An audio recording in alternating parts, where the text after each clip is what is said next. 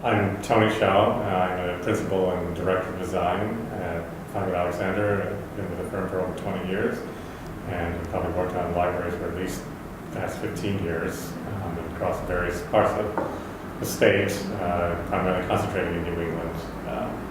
We've had the honor and privilege of working on a special building type, so it's been a lot of fun to do it and interesting challenges. I think a big part of it is that the libraries themselves and the way that patrons and their clients directing it is they are looking at it as really community centers. I think these libraries now have much broader use. Things that libraries in the traditional manner of looking at reading books, checking out material, referencing that's still very much part of it, but now they're much more about other things. I think their meetings are engaging much more. They're used in active ways for kids to engage in after-school programs. They use them as group study spaces. There are the kind of more informal kind of meeting aspects of how libraries function as community centers in a way. Of course, the other things that libraries now are much more pervasive. They do the things that are socially engaged, like besides the book authors and the engagement of speakers, engagement of those kind of things. Sometimes we even have libraries used in terms of performance. People will look for spaces that they can engage like that, and they look for meeting spaces. And the library is one of the great buildings that actually have that because it's open to all, other than just making sure that they have room, because they get very popular. So I think we saw a lot of that.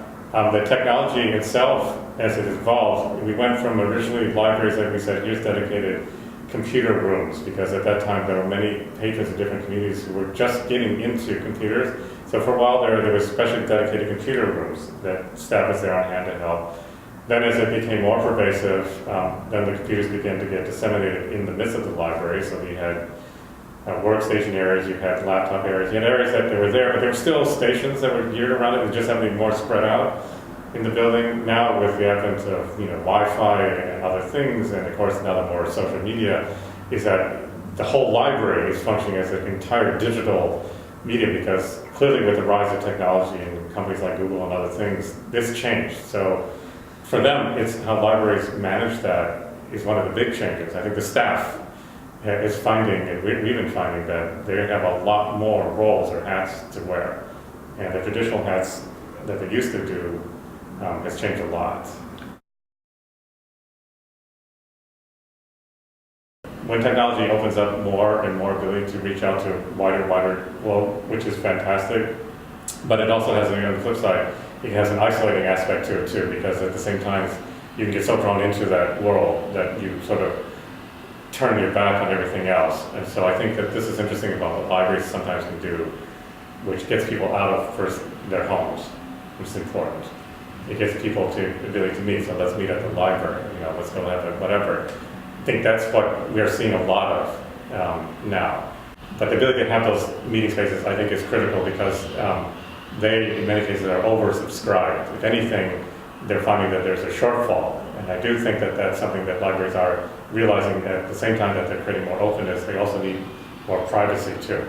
The other thing I think that happens is, I think that how the library gets used over time, one of the key things that they always stress is that there has to be enough flexibility, because they don't frankly know what's going to happen. And as technology changes, patron use changes, what actually libraries fulfill as community spaces change. I think that they realize they kind of need to have the ability to adapt. The real nexus for libraries is managing the processing of material, because if anything, what they're discovering is that the areas behind the circ desk has become much, much busier. In some cases, it's overwhelming what they thought they were going to have to deal with, because suddenly, on reserve, you have patrons from not just your area and your community, but other communities all over. And so the fact that the Lending Library Institute allows folks to transport across a multitude of libraries is fantastic, but at the same time, now they're finding their management is a much bigger deal. The communities absolutely have a critical part in these libraries, because every library is, as I said, because they are community centers in a sense, they really represent that particular community. So I think it's very interesting as we talk to various libraries and figure out what it is they need.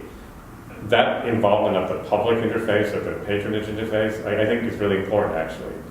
And in fact, the engagement of representation across the patronage spectrum is equally important. So in other words, you talk to adults, you talk to teens, you talk to families, you talk to people at different stations in life. And they often are invited to participate, you know, in some instances, and it's managed and controlled. But of course, when projects get developed in programming stage and discussion about that, the library, in many cases, the staff is already, and communities have already engaged a lot of that dialogue when they go in because that's how they develop the program in the first place.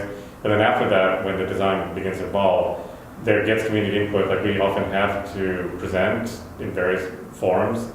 And one time we even presented in a bar, and that was interesting because particular patrons were actively engaged there, and there were some members there and said, well, here, why don't we actually have you show it here? Other times it was in the library itself, of course, other times in town halls and various venues. Like an example, we had a meeting and presented an early level of design in a library, and there was, you know, pretty good attendance there, 50, 60, 70 people, and we had drawings up. But I'll tell you, what actually engaged most people, and it's no surprise, especially lay people, was like when we had physical models, because sometimes people don't, especially lay people, cannot always understand, even if you talk through plans and even pretty renderings, it helps. But when we had models unveiled, suddenly everyone starts to gather around, and actually it was really just some of the kids, because they love models. They actually, in one instance, we saw them pick it up. It's a study model, it's okay. And they were saying, well, what about this? You know, it was really fun to watch because they started really engaged, and it was like, oh yeah, this is what we're doing here. And it's fascinating to see how the community actually participated. Sometimes not in ways that you always anticipate. At least for us, in the end of the day, if we create a building and we turn it back over to the community, and they have great, not just beyond the claim and all that when it opens, but beyond that, how the patrons use it. You know, librarian reports that we really find that we're much more engaged with our patrons. They're coming up to us with a lot more questions or interests. They want to learn more. And then I think we succeeded because that's, after all, that's what libraries are about. It's dispensing of kind of communication and knowledge and sharing of knowledge.